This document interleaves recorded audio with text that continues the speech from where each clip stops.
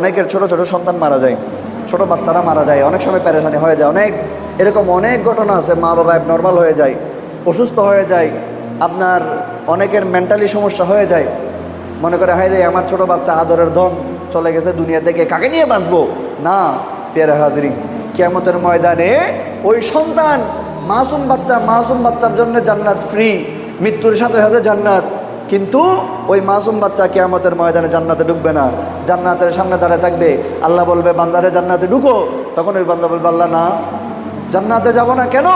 তখন আল্লাহর কাছে আরজ করবে, আল্লাহ ইয়া বারি ইলাহি, দুনিয়াতে আমাকে তুমি পাঠিয়েছো, আমার মা বাবার মাধ্যমে পাঠিয়েছো, কিন্তু দুনিয়াতে গিয়ে মা বাবার আদর পাই নাই, মা বাবার যে মোহাব্বত সেটা পাই নাই।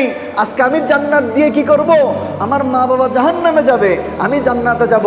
আল্লাহ আমার জান্নাতের দরকার নাই, তুমি আমার মা বাবাকে আমার কাছে দাও, আমি আমার মা বাবাকে সাথে নিয়ে জান্নাতের মধ্যে ঢুকে যাব। বলি সুবহান।